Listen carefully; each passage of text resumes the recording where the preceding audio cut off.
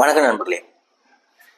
நீங்கள் எதை பற்றி ரொம்ப அதிகமாக சிந்திச்சுக்கிட்டு இருப்பீங்க அப்படின்றத உங்கள் ஜாதகத்தை வச்சு கண்டுபிடிக்க முடியுமான்னு கேட்டிங்கன்னா கண்டிப்பாக கண்டுபிடிக்க முடியும். எப்படின்னு பார்ப்போம்.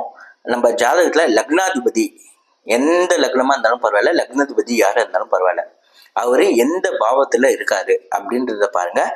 அந்த பாவத்தை பற்றிய சிந்தனைகள் தான் உங்களுக்கு அதிகமாக இருக்கும். ஃபார் எக்ஸாம்பிள் 12 பாவத்துக்கு நான் சொல்கிறேன். லக்னாதிபதி யாராக வேணா இருக்கலாம்.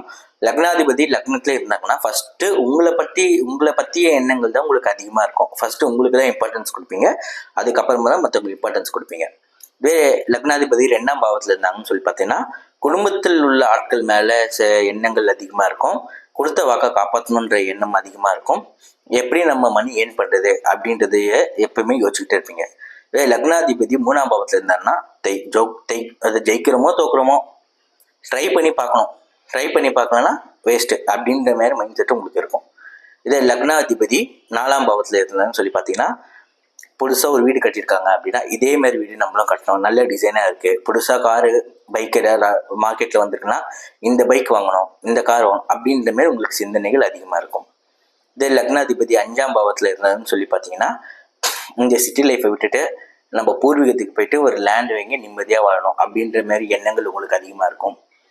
அதுவே வந்துட்டு பார்த்தீங்கன்னா அதே 5ஆம் பாவத்தில் நீங்கள் பெட்டு கட்டி விளையாடக்கூடிய விளையாட்டில் உங்களுக்கு ஆர்வம் அதிகமாக இருக்கும். அதுவே லக்னாதிபதி 6ஆம் பாவத்தில் இருக்காரு அப்படின்ற மாதிரி பார்த்தீங்கன்னா கடன் வாங்கிட்டோம், எப்படி அடைக்கணும் அப்படின்ற மாதிரி, அடிக்கிறதுக்கே எப்படி உழைக்கணும் அப்படின்ற மாதிரி எண்ணங்கள் தான் உங்களுக்கு அதிகமாக இருக்கும். இதே லக்னாதிபதி 7 இருக்காருன்னா ஒய்ஃபை பற்றிய சிந்தனைகள் தான் உங்களுக்கு அதிகமாக இருக்கும். அதேமாதிரி பிஸ்னஸ் பார்ட்னர்ஷிப் எப்படி போகுது அப்படின்ற மாதிரி எண்ணங்கள் அதிகமாக இருக்கும்.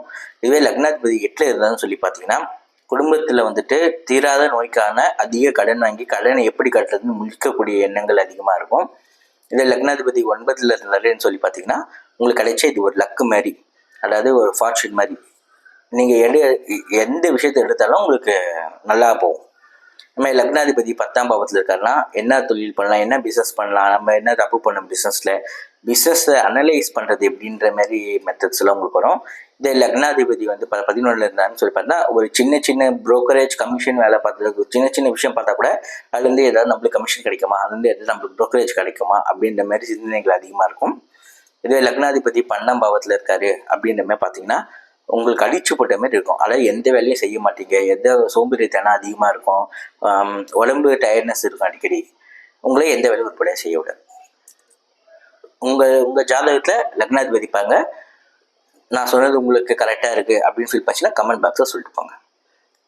இந்த கண்டென்ட் உங்களுக்கு மிகவும் பயனுள்ளதாக இருக்கும்னு நினச்சிங்கன்னா சேனலை சப்ஸ்கிரைப் பண்ணிக்கோங்க, பெல் ஐக்கான்ஸை கிளிக் பண்ணிக்கோங்க. அப்போ தான் நம்ம போடுற அப்டேட்ஸ் உங்களுக்கு உடனுக்குடன் கிடைக்கும். தேங்க்யூ.